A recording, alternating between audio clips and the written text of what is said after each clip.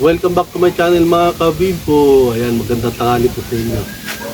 Meron tayong dalawang puno ng lemon dito. Tinanim po itong mother tree na ito noong 2022. Bali, sa palagay ko mga magtatatlo na. Ito naman yung minarket ko. Ayan. Medyo maliit lang, hindi natin naalagaan. Ito lang yan.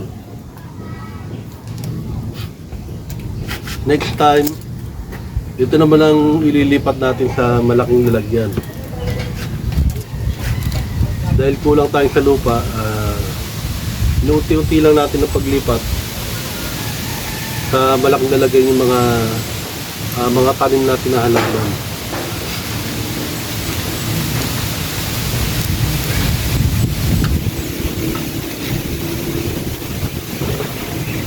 Ang lemon mga idol, napakasailan.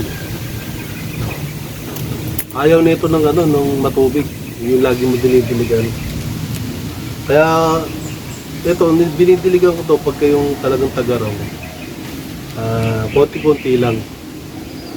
Dahil pag nasobra na tubig to, yung mga dahon niya nagkukulot-kulot. At saka meron pang problema dito sa lemon. Ito mga idol, yung dagta niya. Yung dagta nito, pag nababad sa puno, ito. Itong mga dagta niya, pagkatagulan, delikado to. Dahil pagkatagulan, kaya niya pabulukin yung puno. Kaya niya pabulukin yung puno mga idol. Yan. Pag nababad yung dagta dito, pagkatagulan, nabubulok po yan. Kaya wag nyo hahayaan na pagkatagulan, tatanggalin nyo po yung mga dagta niyan. May na-experience ako na isa kong galing dito, na minarkot din. Nagtataka ako bakit namatay. Yung pala ang dahilan niya, itong mga dagta niya. Yan ito pa, malaki to. Yan, laki yan Pag hindi natin natanggal yan, nabubulok yung puno niya.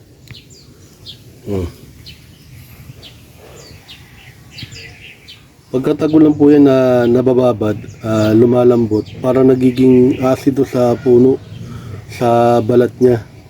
Yung balat niya nabubulok. Pag nabulok yung balat niya, damay na yung magiging katawan, yung pinakakatawan niya. Damay na yung katawan niya hanggang mabulok. Kaya natuto akong mag-alaga nito.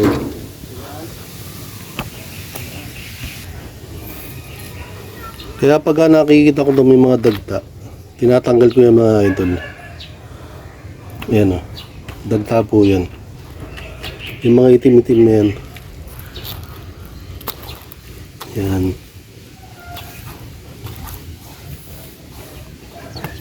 Kaya pagkatagulan, alerto ako rito, tinitignan ko lagi.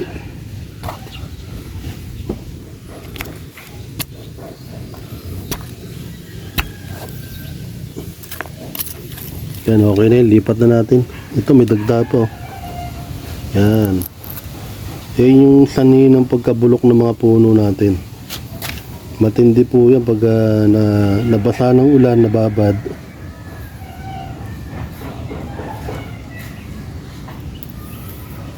Ito pa pala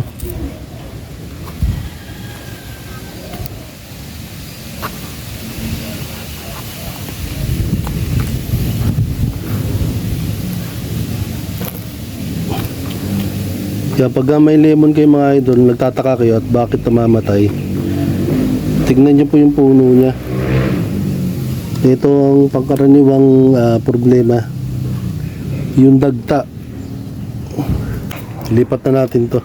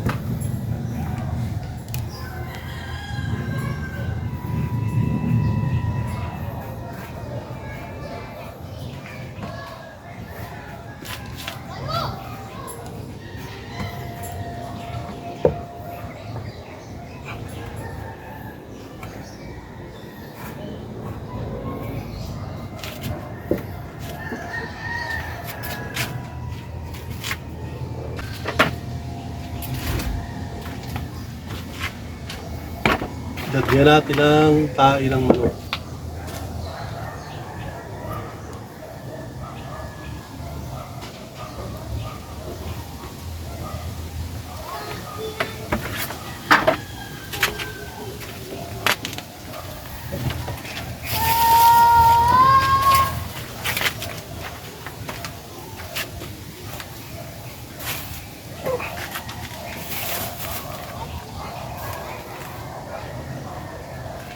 Saka lagyan natin ng potash. Ito yung mori.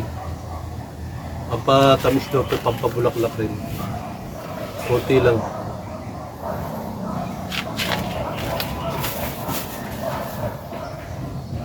Lagyan natin ng urea. Pampataba ng katawan niya.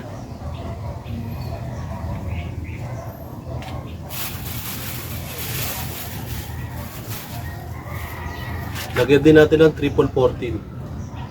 Ito ang pampabulaklak niya.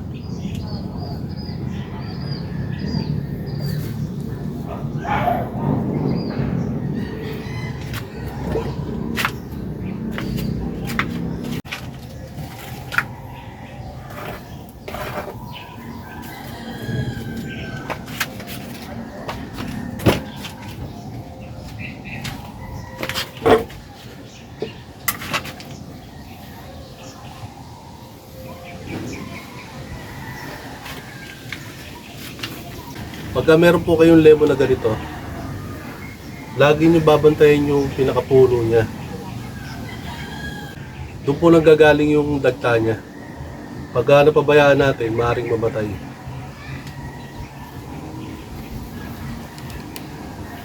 Ayan.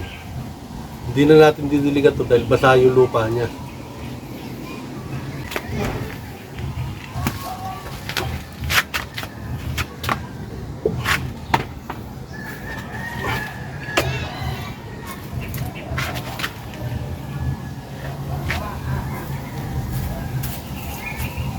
Ito naman po, ito naman ipupruning lang natin para hindi ganun lumaki. Punan natin dito.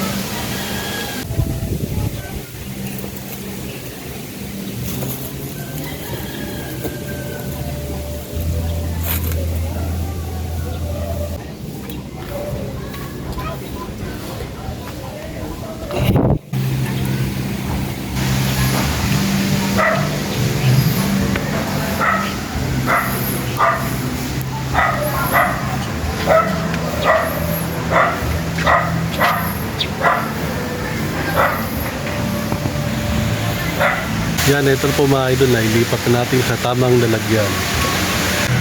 Thanks for watching. Bye-bye.